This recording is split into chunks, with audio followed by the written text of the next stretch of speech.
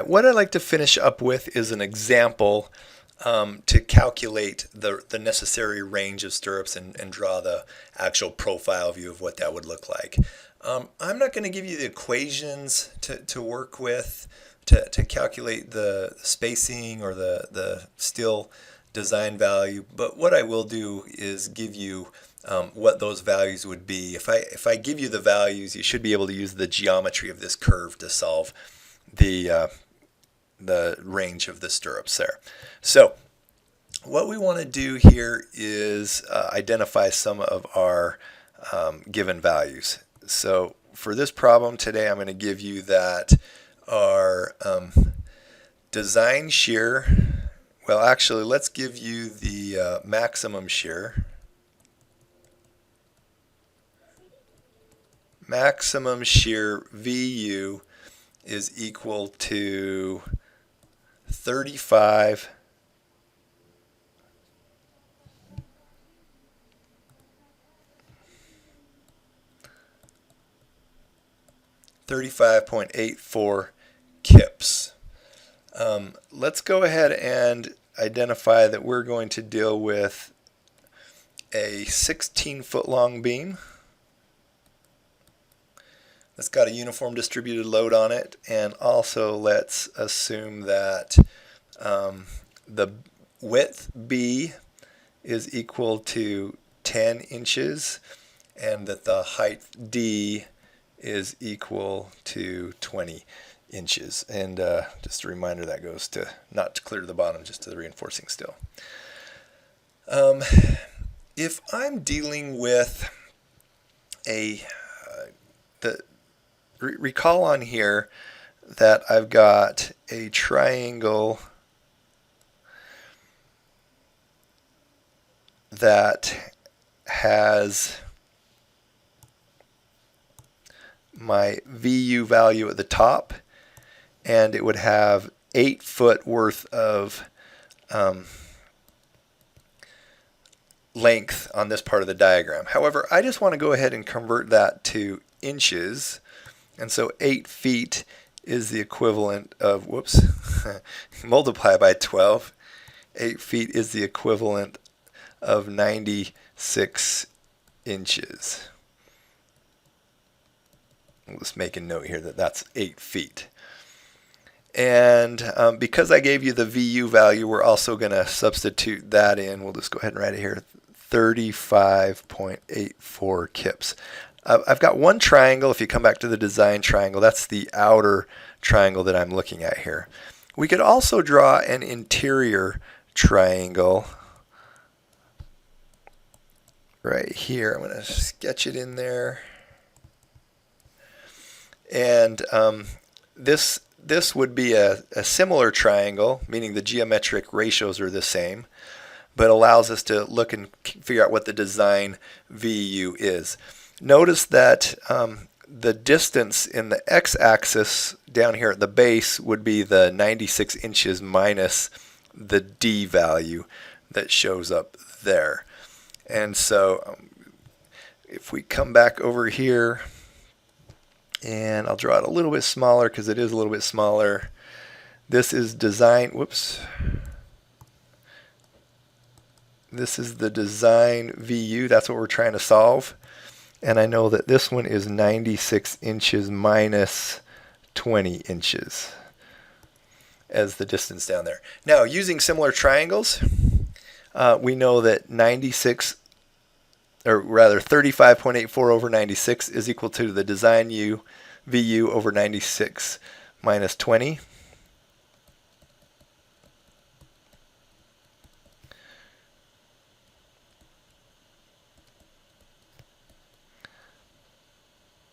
I did that backwards. How come none of you stopped me? Okay, there we go. Design VU over 96 minus 20. That's just the ratios of those. And then I can go ahead and solve for the design VU by cross multiplying. And we know that the design VU is equal to 28.37. So now I've calculated this value and this value on my design curve. The only other pieces I'm missing are the FVC and half of it.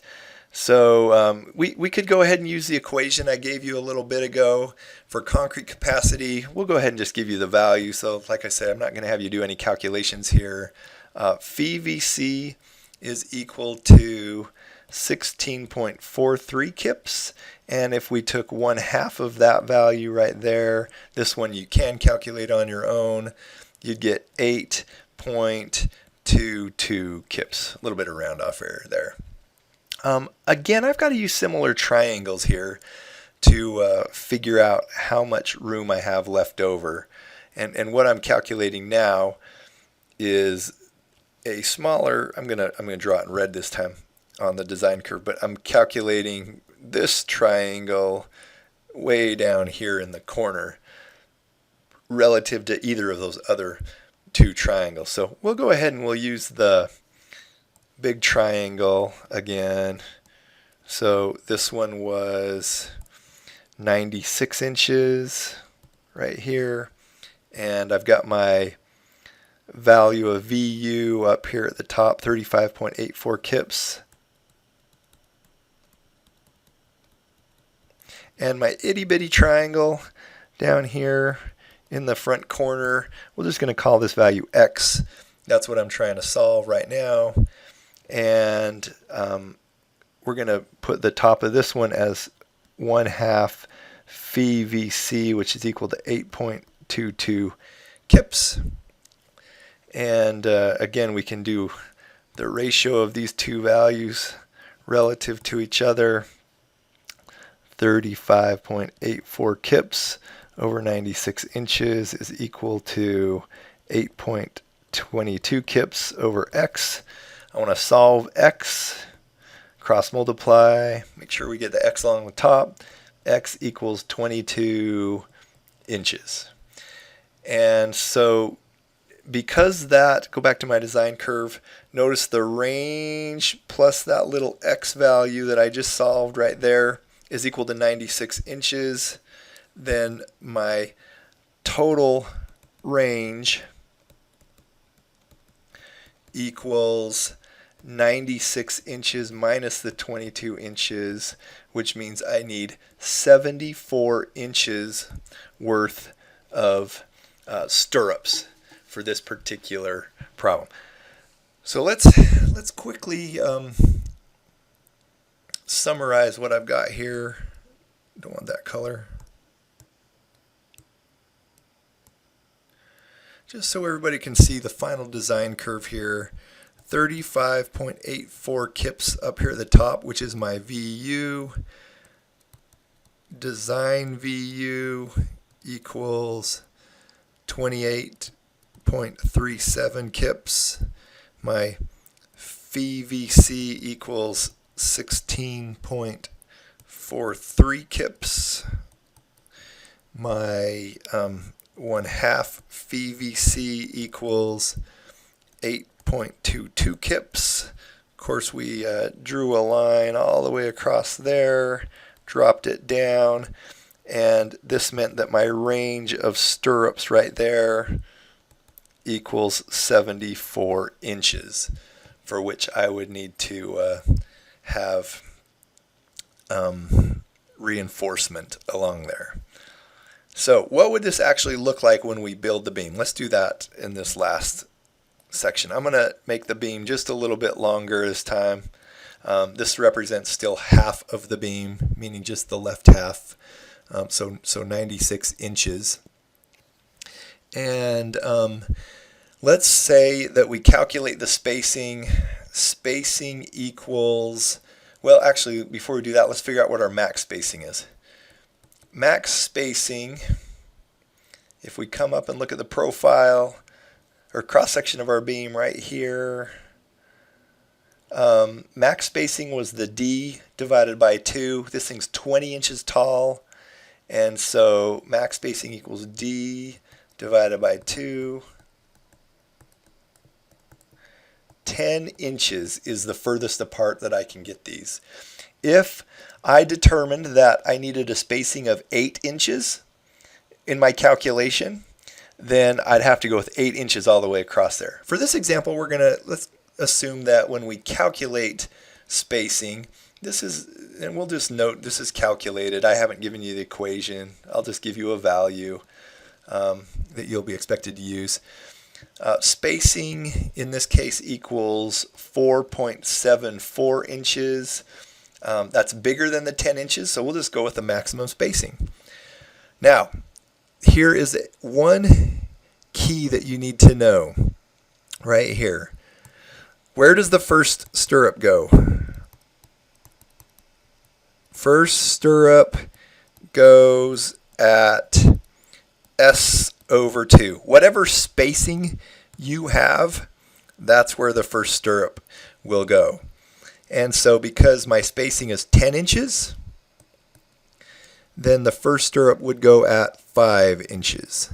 So in my beam right here, I would have 5 inches and then a stirrup. Then what I'm going to do is I'm going to go 10 inches and we're going to put another stirrup in. And then I'm going to go 10 inches and we're going to put another stirrup in. You get the idea here? Well, how far do I do that? I have to do that until I get to 74 inches. So I'm just going to keep going along here. I'm at 35 inches. I'm at 45 inches. I'm at 55 inches. I'm at 65 inches. I'm at 75 inches, which in this case we'll put the total R equals 75 inches. This exceeds the required R of 74 inches, and therefore I would need 1, 2, 3, 4, 5, 6, 7, 8 pieces of rebar spaced 10 inches apart with the first one 5 inches from the end. And that is the mandatory amount of vertical steel that I would need to resist shear for this particular case. Now, really quickly, does that mean that there won't be any vertical steel in this zone? No. Based on temperature and shrinkage requirements, there's still probably going to be some vertical steel in here. But what I've drawn on this diagram is the steel necessary to resist shear that occurs from the shear force that develops from the external loads within this beam. So there you go. There's you an example of how to calculate the spacing that develops within the beam and to note where to put them. Couple quick recaps right there. Maximum spacing, D/2, that's important to remember. And the first piece of rebar is the spacing divided by 2. The only other thing to note is that given this design curve, it's pretty easy to quickly calculate what that range R is, and you can do that using similar triangles as I've shown you in this process.